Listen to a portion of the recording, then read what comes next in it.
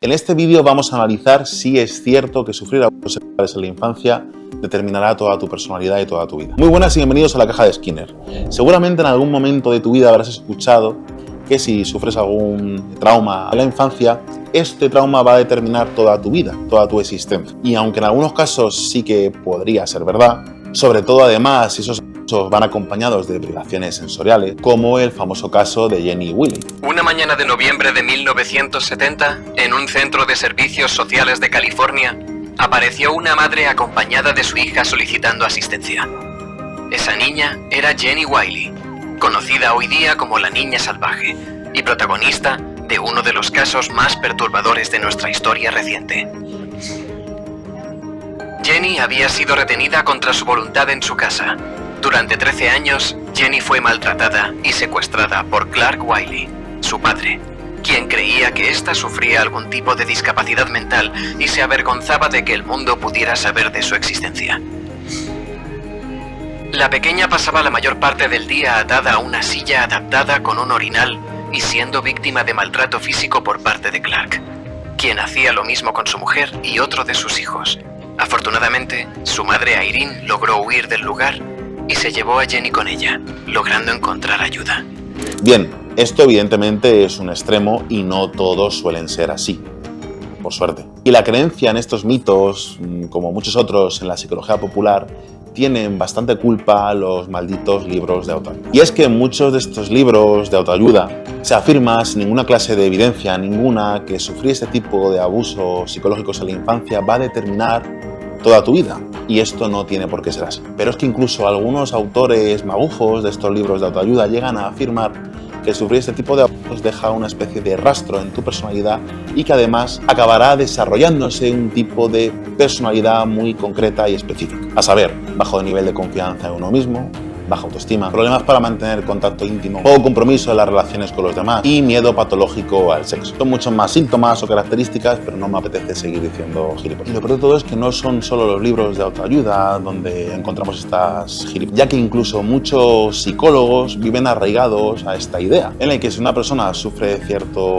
daño psicológico, pues va a presentar una serie de características y la conducta humana es bastante más compleja que todo esto y no siempre es así. Y por poner un ejemplo, un libro que ha vendido más de 1 millón de copias, El coraje de sanar, de 2 autoras que ni me apetece nombrar, afirman lo siguiente. Los efectos a largo plazo de la infantil pueden ser tan omnipresentes que en ocasiones resulta difícil decidir exactamente cómo te afectan.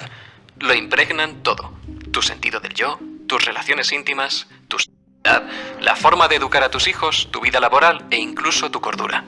Mires donde mires, encuentras sus efectos. Y además, como casi toda la psicología popular, acaba invadiendo la cultura, como por ejemplo el cine. Películas como Forrest Gump o Mystic River, en el fondo están contando esta historia, una persona que sufre X daño e inunda toda su personalidad a raíz de abusos sufridos en la infancia. Pero antes quiero aclarar una cosa, no estoy negando que sufrir ciertos abusos tenga repercusiones o consecuencias en una persona. Evidentemente sí las tiene. Sobre todo si este abuso es extremo y brutal. Lo único que aquí se puede decir es que no siempre, frente a un daño psicológico, todas las personas reaccionan igual y sí o sí va a haber secuelas. No tiene por qué. Y es que si revisamos la literatura, las consecuencias a largo plazo, ojo, no a corto plazo, nos vienen a decir que no hay una relación clara. Y es que numerosos estudios e investigaciones indican que lo normal en una persona que ha sufrido abuso es que no sufra consecuencias psicológicas graves. Por ejemplo, en 1998, Bruce Ryan y sus colegas pusieron sobre la mesa todos los datos de los que disponían sobre el abuso sexual infantil. Este artículo, que se publicó en la Asociación Americana de Psicología, que es una de las revistas más importantes de este campo. Pues bien, Bruce y sus colegas no sabían qué esperar.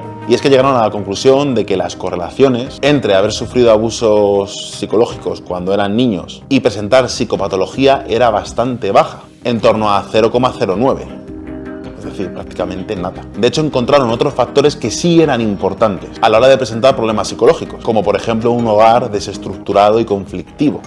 Pero sobre abusos como tal, poca cosa. Y además, obviamente, como estarás pensando, estos factores son muy difíciles de separar del abuso, porque evidentemente suelen ir de la mano. Pero no encontraron, y esto va a resultar paradójico, diferencias en problemas psicológicos cuando el abuso era más severo. Es decir, si el abuso tiende al extremo, ahí sí encontramos diferencias. Pero entre poco frecuente y nada, ahí prácticamente no se encontraron diferencias. Todo lo que estoy diciendo lo digo con base en la evidencia. Es decir, no estoy categorizando yo personalmente entre abusos fuertes o flojos. Todo abuso es un abuso. Esto creo que está claro, pero no viene mal remarcar. Y evidentemente todo abuso es extremadamente grave y es uno de los actos más horrorosos que puede cometer un ser humano.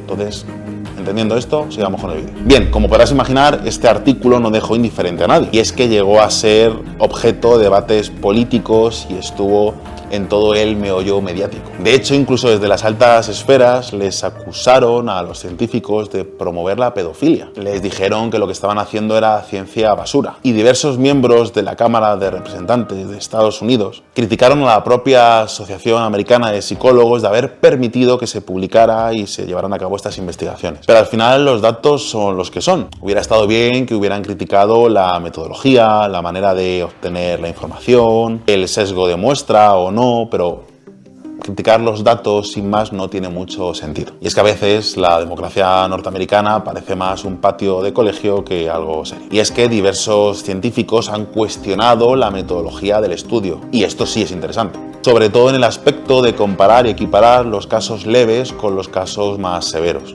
Criticaron también la muestra, que eran jóvenes universitarios, y quizá no sea esta la muestra más idónea para valorar problemas psicológicos derivados del abuso sexual infantil, por la sencilla razón de que es menos probable encontrar en la universidad personas con trastornos graves de la personalidad. Y esto sí es una crítica con un poco más de fundamento, criticando la metodología. Los propios autores de estas investigaciones respondieron a las acusaciones y a las críticas. Y de hecho respondieron que el hecho de que hubieran sufrido abusos psicológicos y hubieran ido a la universidad, lo que hacía era apoyar más su hipótesis de que abusos graves en la infancia no correlacionaba con que te vaya a ir mal durante toda tu vida. Vamos, que no se ponían de acuerdo. Y con eso insisto, no hay nada claro y no siempre que sufrimos un daño vamos a presentar problemas psicológicos. Hay más matices. Y todo esto que estoy exponiendo son los matices. Tampoco hay evidencias de que los supervivientes de un abuso infantil presenten un perfil de personalidad muy diferenciado del resto de la gente, del resto de la población. En una revisión de 1993, la doctora Kendall Tackett y sus colaboradores no encontraron las pruebas de que existiera una cicatriz en el abuso infantil, aunque es verdad que algunos individuos que han sufrido estos abusos sí sufren problemas psicológicos en la vida adulta, pero no había ninguna pauta o ningún conjunto de síntomas que se repitiera de manera sistemática. De hecho, víctimas diferentes manifestaban generalmente síntomas muy distintos entre sí. Y más tarde, un artículo de David Skews y sus colegas, publicado en el 2003, también llegaron a la misma conclusión. La correlación entre sufrir abuso psicológico en la infancia y presentar un tipo de personalidad concreto no tiene ninguna evidencia. Y sobre todo, algo muy importante y que me interesa mucho remarcar es que desmontaron el famoso mito del ciclo del abuso infantil. Es decir, la idea de que los abusadores lo son porque a su vez han sido abusados en la infancia. Esto no es así, no tiene fundamento. Debido a que la proporción de abusadores sexuales con un historial de abuso sexual es aproximadamente de 1 a 20. El descubrimiento de Skews y sus colaboradores deja abierta la posibilidad de que el ser víctima de abusos sexuales en la infancia incremente la posibilidad o el riesgo de convertirse a su vez en un abusador sexual. Pero sus descubrimientos indican todo lo contrario. No hay una correlación entre sufrir abusos y ser a su vez en el futuro abusador. Y vamos con la última crítica, ¿no? Con la de los terapeutas o psicólogos expertos, con mucha experiencia. Estos probablemente son quizá los peores, los que más creen que saben, ¿no? Porque tienen mucha experiencia y reciben muchos pacientes. De hecho, haré un vídeo sobre los psicólogos expertos, pero adelanto, spoiler, hay estudios donde se indica que los psicoterapeutas con más años de experiencia tienen peores resultados con sus pacientes. Pero esto para otro vídeo. Y es que para estos psicólogos la idea de que las personas que han sido víctimas de abuso sexual llevarán una vida normal y sin complicaciones no les cuadraba con lo que ellos veían en consulta. Pero claro, aquí nos encontramos con lo que llamamos sesgo de selección. ¿Qué muestra estás valorando? La gente que viene a tu consulta.